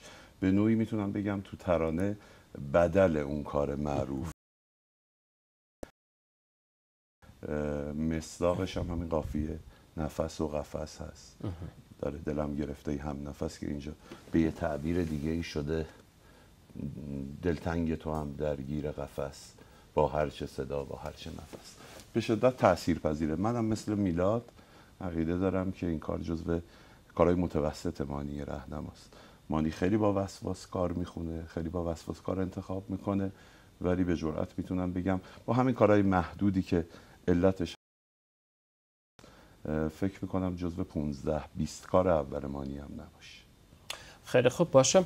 عرض میکنم که بریم به خاطر اینکه خستگیتون در بره دوستای خوبم با صدای خود میلاد ترابی هم که یک کوچولو آشنا هستی بیشتر آشنا بشیم. ترانه‌ای به نام تنهام نذار.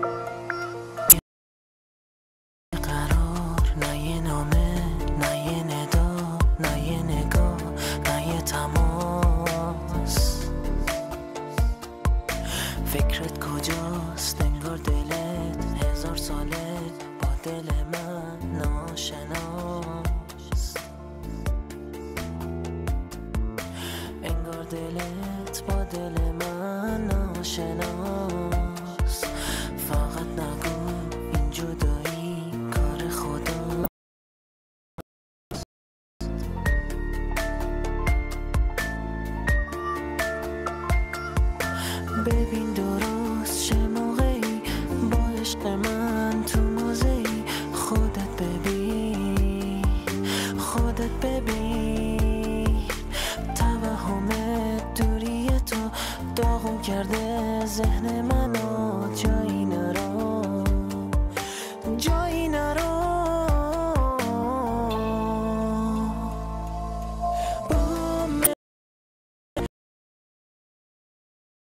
تنها نرو، تنها نذار اینجا منو، اینجا سرده مثل دستم، ببخش که به تو دل بستم.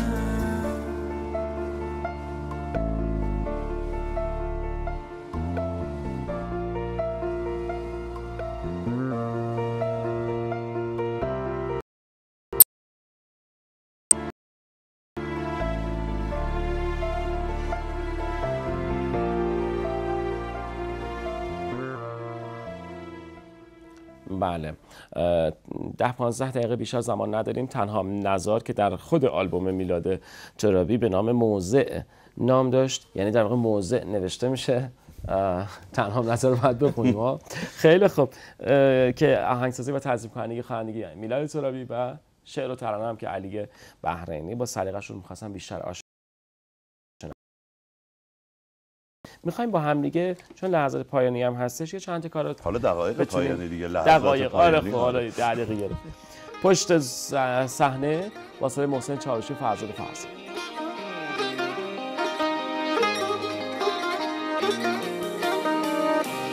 حاضرم به خاطر غرور تو به نبرد همه دنیا برم. من تمام عمرمو تا همین یه پله رو بالا برم. من زمین خوردم تو بالاتر بری، تا همه دنیا تو رو صدا کنم.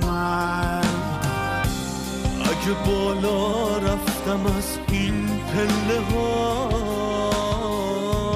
واسه این بود تو رو نگاه کنم. از یه سینه ستبر خالی ها زور بازو پهلوان نمیشه ساخت. از خودت کم کن به عشق مردمت رو ترازو پهلوان نمیشه ساخت. بله، پشت صحنه نام داشت با صدای محسن چاوشی، آهنگساز و تنظیم کننده هم خود محسن چاوشی و نظرات میلاد ترابی در رابطه همین کار. عرضم به حضورتون که یک کار مشترکی این دو نفر داشتن که من اون کار خیلی دوست داشتم. مثلا ذهنیتم با همکاری این دو نفر اون کار بود. در واقع به غیر از این یک کار بغیر از این داشتم. و این کار به نظر من بسیار کار معمولیه. یعنی خیلی جفتشون، حتی جفت خواننده ها از این کار خیلی کار بهتری دارن به نظر من. پس چرا میگن مثلا دو صدای سلیقه‌ای خود کارگردان آیا این رو میخواد یا آهنگساز؟ معمولا توی موسیقی ما اتفاق اینجوری نمیفته، فکر شده نمیفته. مثلا توی مدتی خواننده ها با هم دوست میشن، رابطهشون نزدیک میشه، تصمیم میگیرن که کارو بخونن، بعد دوباره پشیمون میشن، از هم دیگه دور میشن. متاسفانه فکر نمیشه روی این اتفاق، چون اگه فکر میشد به نظر من مثلا همچین قطعه‌ای تولید نمیشد. پس در کل این کار رو چطور ارزیابی میکنید در یک کلمه کاره؟ خیلی کار معمولی. خیلی کار معمولی. خیلی خب بریم صحبت شما. اول یه مقدمه خیلی کوتاه بگم. خواهش میکنم. یه خواننده‌ای اواسط دهه 70 خیلی مطرح شد تو موسیقی پاپ ما. 2 تا آلبوم مجاز داد، 2 تا فیلم سینمایی هم بازی کرد. اوایل دهه 80 رفت از ایران. رفت و اصلا در یه اقلیم دیگه‌ای با شرایط دیگه‌ای کار کرد. ما کاملا توجیه شدیم که اسم اون خواننده رو دیگه نیاریم. حالا بعضا اگه آهنگ معمولا پرهیز میکنیم، معمولا که نه، همیشه پرهیز میکنیم از بردن نامش. ترانه پشت صحنه رو روزبه بمانی نوشته که هر چند وقت یه بار یک یا چند کار ازش میشنویم، بلافاصله ظرف مثلا 1 ماه، نه 1 روز، 1 هفته بعدش ما باید اکراه داشته باشیم از اینکه اسم روزبه رو بگیم، در صورتی که از زمانی که ترانه بهش سفارش داده میشه هیچ تغییری در کیفیت معاش، کیفیت حرفه‌ای ایشون، تفکرات ایشون دیده نمیشه. ما فقط یاد گرفتیم با روزبه کار کنیم، بعد یادمون باشه اسمشو نگیم، مطرحش نکنیم، تو عموم رسانه ها درزش بگیریم. به نظر من روزبه بمانی ترانه‌سرای بسیار محترمه. اگه کاری میگه اصلا نباید اینجوری باشه که صاحب اثر رو پشت یه اثر قایم بکنیم، بعد مثلا انجام بدیم، بعد به محض اینکه انجام دادیم دوباره اسمشو نگیم، بعد 3 ماه بعد بریم دوباره با 4 تا کار دیگه انجام بدیم. خب باید کوتاه کنم. آره که می‌خوایم کارهای بیشتری رو پخش کنیم. به نظرم نه ببینید بسیاری از این 50 تا کار رو روزبه نوشته. بسیار هم خوب نوشته. هم کارهاییه که ارزشمند بوده. من فکر می‌کنم اگه درصدی بگیریم بین ترانه‌سراهایی که تو این 50 تا اثر حضور دارن، روزبه از همه پررنگ‌تر، موثرتر و مفیدتر. من خواهش میکنم اصلا یه راه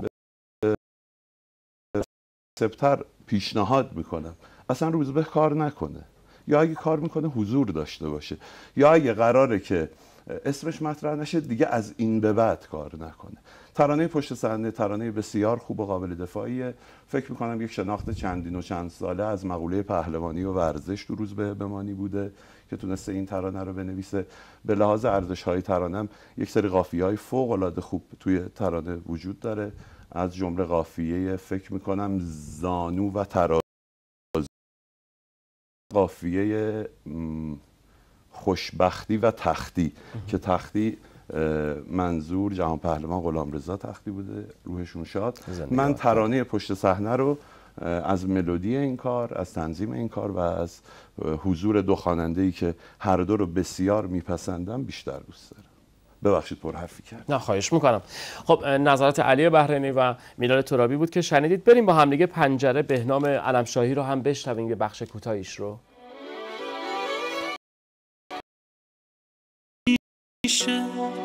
ماه بیاد تو خواب من، مثل چشمای تو مهربون باشه. مگه میشه عمری از تو بگذره، زندگی برام هنوز جوون باشه. مگه میشه حتی آینه، حتی قاب پنجره، مثل عکس‌ها دلبری نکرد. حال امروزمو از کسی نپرس، دنیا با هیچکی برادری نکرد. گاهی خاطره یه عکس قشنگ از تو دنیا. خیلی خوب، پنجره با صدای بهنام علمشاهی، ترانه‌سرا عبدالجبار کاکایی، آهنگساز محمد علی. آهنگسازی این کار رو چطور دیدی و کلا؟ بهنام از خواننده‌هایی که حالا به نظر من به نوبه خودش خیلی تونسته موفق باشه، مثلا توی دوره زمانی که کار نمیخواستم و خوند. بله. این کارم کاملا مناسب صداش ساخته شده. حالا باز من خیلی چیز خاصی توش ندیدم که بیرون بزنه، ولی از نظر انجام شدن یه کار درست خب خوب انجام شده. یعنی آهنگسازی خوبیه برای صدای بهنام. من یه توضیح بدم. آقای محمد علی موسیقی متن این سریال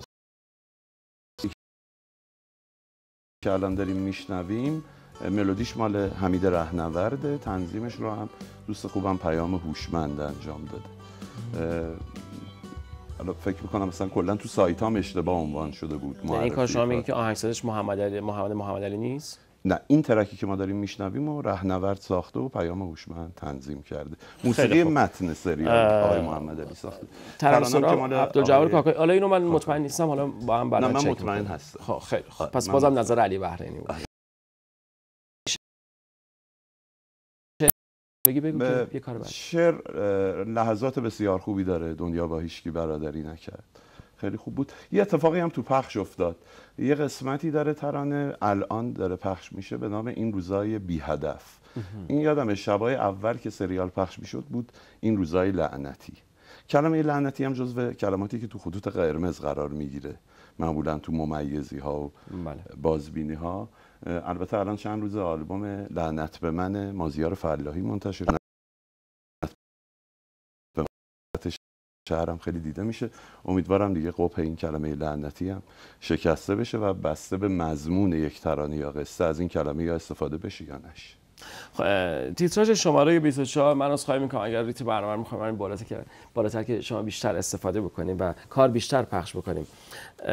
زنده باد زندگی با صدای هادی فرج اللهی شماره 24. اگه دوست داشتین میتونین همین الان به این کار رأی بدین. 10725 عدد 24.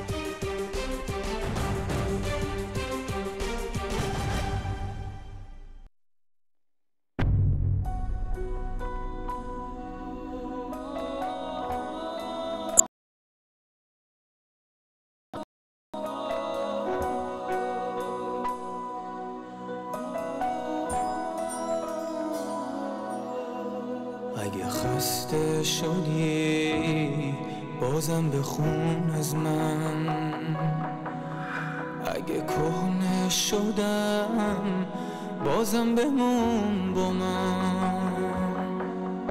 منم که حجم تنهایی تو پر کردم، منم عاشقونه با تو سر کردم. که خاطراتم از تو رد میشه، چه خوبه با تو حالم بی تو بد میشه. منم که آسمونم با تو قسمت شد،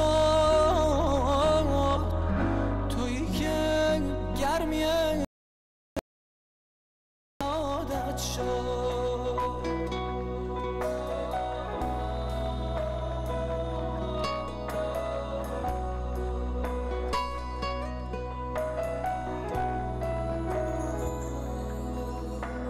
خسته شدی بازم بخون از من، اگه کهنه شدم بازم بمون با من. منم که تنهایی تو پر کردم، منم که عاشقونه با تو سر کردم.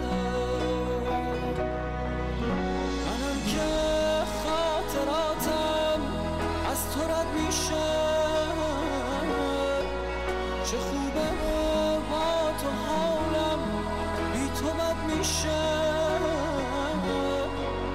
منم که آسمونم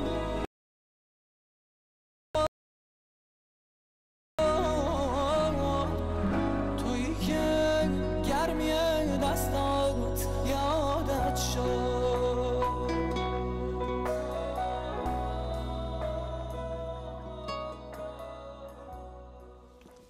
خب زنده با زندگی شماره 24 بود با صدای هادی فرج‌اللهی. اگه دوست داشتید میتونید در نظرسنجی ماندگار و بی سابقه ما شرکت بکنید. برای اولین بار داره این اتفاقی میفته و الان میخوایم برگردیم به ترتیب اعداد و حروف به کار پیله های پرواز، تیتراژ شماره 11 با صدای علی لهراسبی. یه بخشی از این کار رو بشنویم و بعد نظرات بچه‌ها رو بشنویم.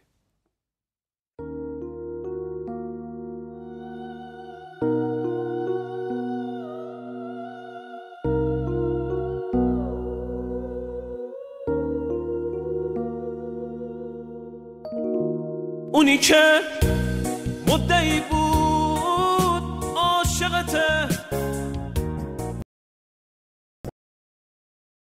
مدعی بود عاشقته، تو رو تو فاصله ها تنها گذاشت. بی خبر رفت،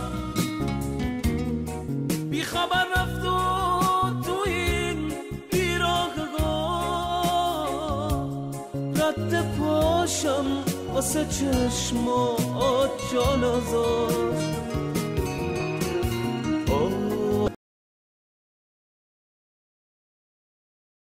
دلو سوزوندی،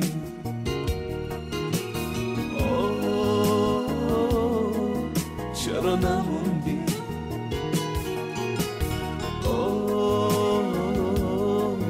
دلو سوزوندی. خب بله، بخش کوتاهی از پیله های پرواز با صدای علی لهراسبی تقدیم شما شد و اما نظر علی جان در مورد این کار، کلیت این کار، موسیقیش، شعر. در اگه حالا تاریخچه‌ای در نظر بگیریم برای تیتراژها خیلی کار مهمیه. یعنی اصلا فضای ساخت ترانه تیتراژ بعد از پیله های پرواز به شدت تغییر کرد. این کار یه مدیر داشت به نام بهروز صفاریان که فکر میکنم ماه‌ها برای این کار زحمت کشید و کارو به ثمر نشوند. که آهنگساز تنظیم کننده خود بهروز بود. بله، بعد کار بسیار شنیده شد، بسیار گرفت و تولدی بود برای علی لهراسبی که موفقیتشو از این کار به واقع من فکر میکنم یه رنسانس بود در ساخت موسیقی های تیتراژ. سریال پیله‌های پرواز خیلی سریال موفقی نبود، اما به لطف این قطعه سریال هم دیده شد. خب جالب بود، نظر خوبی دادیم. آهنگساز و تنظیم کننده این کار بهروز صفاریان بود و نظرات تو هم بشنویم. بهروز جزو آدمای ثابت شده موسیقی ماست و اصولا من فکر میکنم اگه یه کاری بخواد انجام بده بهترین حالتش رو انجام میده و فرمایشات علی جان. بسیار بسیار کار خوبیه، آهنگی که علی لهراسبی معرفی شد به موسیقی پاپ ما و بسیار بسیار با این آهنگ تونست که به هر حال جایگاه بسیار خوبی توی موسیقی پیدا بکنه. خیلی خب، پیراهای پرواز علی لهراسبی بودش که میتونید خب بهش رای بدین. 10725. بریم خیلی سریع. تبریز در مه، یادتون میاد کدوم مجموعه بود؟ با صدای سالار عقیلی. یه بخش کوتاهیش رو با هم دنبال کنیم. وطنم این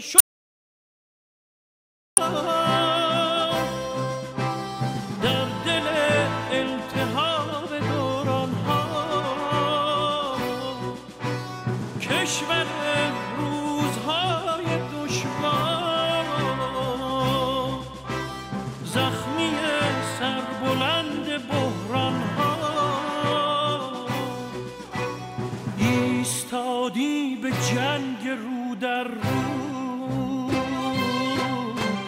خنجر از زنش من، گویی از ما و در نهان بر ما، وطنم پشت حیله را بشکن، وطنم ای شکوه پا بر جا،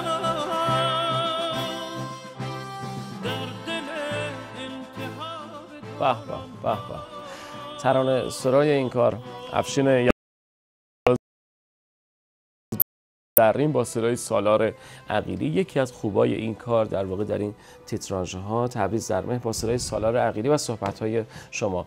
میراد جان بفرمایید. من راجع به موسیقی سنتی اصولا صحبت نمی کنم، یعنی نظر کارشناسانه ای نمیتونم بدم راجع به موسیقی سنتی.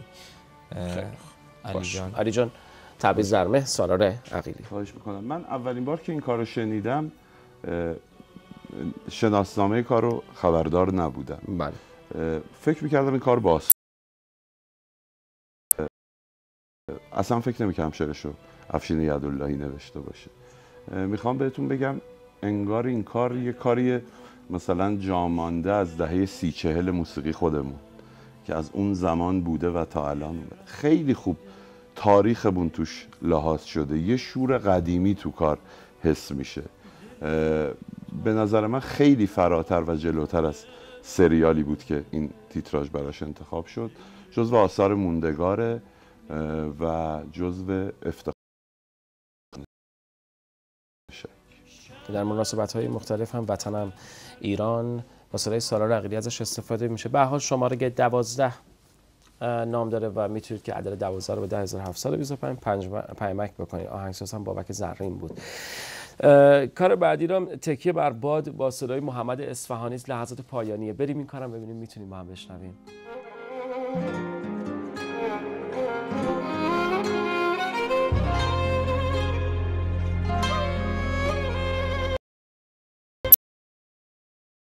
تقاص چی رو میگیری که تو اینجا کشوندیمون، کجای راه و کج رفتی که تو اینجا رسوندیمون. اگه من جای تو بودم میونه این همه دردم، یه روز از چشم این مردم تو رو پنهون نمی کردم. تو رفتی بعد تو حالا یه حالی مثل مردن بود، تو هم تنها شدی اما کجا حالت مثل. صدای محمد اصفهانی کار دیگری به غیر از ارمغان تاریکی، تکیه بر باد، که عرض میکنم که آهنگسازش مهدی یغمایی فاریان. این کار پاپه و میتونی صحبت کنی. درسته. مهدی یغمایی عزیز خودش بسیار خواننده خوبیه، برام خیلی جالب بود که این کار رو ساخته و بهروز هم استادانه تنظیمش کرده. دقیقاً کاری که باید انجام میشد. به نظر من خیلی کار خوبیه این کار. یعنی ترکیب خوبی بوده. خب شما چطور؟ فقط یه جنبندی یعنی من فقط میگم اگه دلگیری از دنیا، منم مثل تو آشفتم ولی من جای درود بر تو. پس کلا تکی بر باد محمد اصفهانی رو باش موافقی که مردم 100% یه مربع خیلی خوب تولیدش کردن. مهدی یغمایی خیلی خوب ساخته بود و همه چیز جفت و جور بود. با صدای محمد اصفهانی کار شماره 13 رو میتونید تمایل داشتین رای بدین به 10725. یکی 2 دقیقه بیشتر پایان نداریم، 1 دقیقه بیشتر زمان نداریم. خب متشکرم از دوستان، با ما همراه باشین 1 دقیقه رو. خب میلاد جان خیلی ممنونم که تشریف آوردین. یه جنبندی کلی.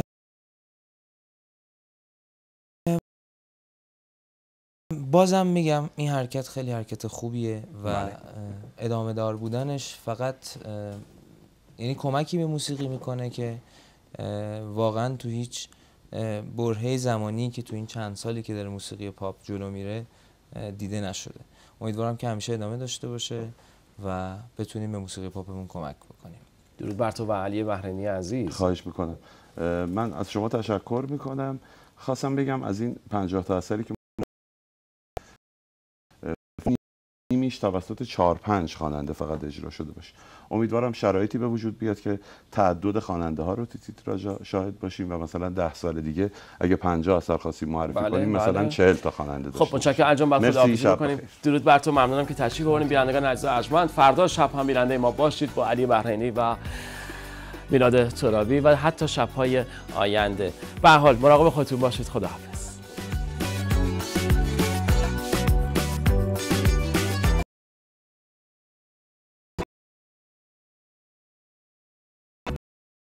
شاید یه روزای دلم بگیره اما دل نمیدم به سختی تموم دنیا. شاید شبایی باشه که بغضم بگیره، یادم بره اون تویی که هیچ وقت منو یادت نمیره. برای دوست داشتن تو تموم قلب من کمه، این که تو عاشق منی زیباترین باورمه. آخر که سر به راهم میکنه، تموم عشقم اینه که خدا نگاهم میکنه.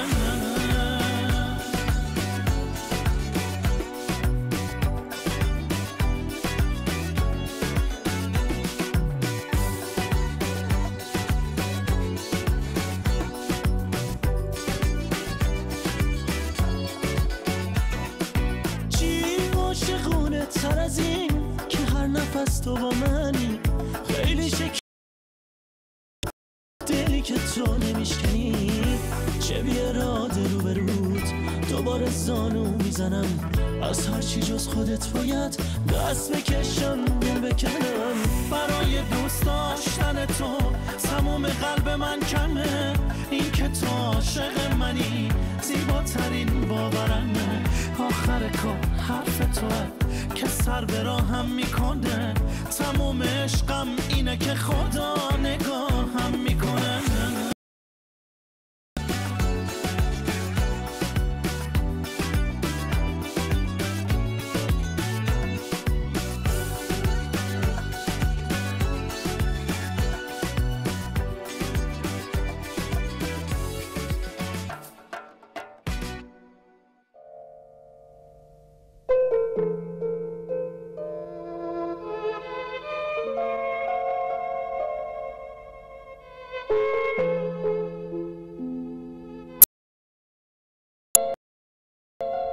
آنان که یتیمی را شاد، خاطری را آرام و دل شکسته ای را خوشنود می سازند، خوشنودی پروردگار را فراهم می آورند.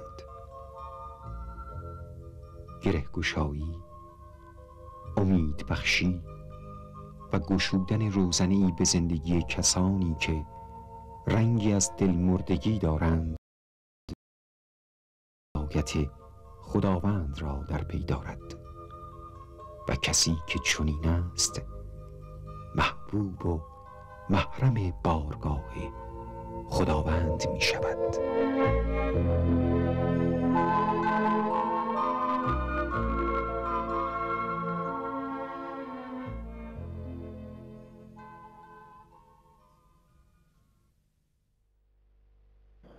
أعوذ بالله من الشيطان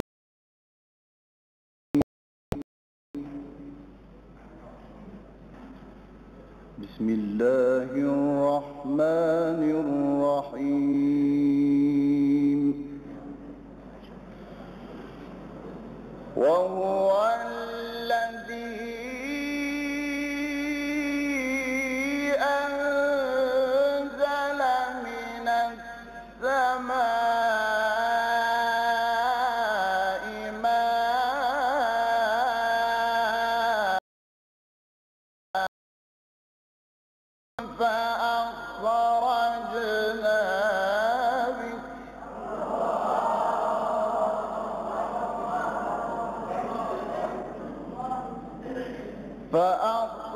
فأخرجنا به نبات كل شيء فأخرجنا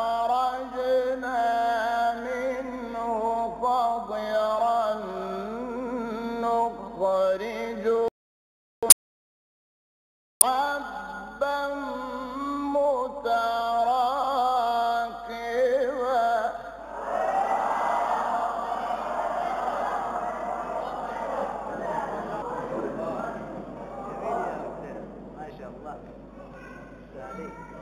نخرج منه حبا متراكبا ومن النخل من طلعها قنوان دانية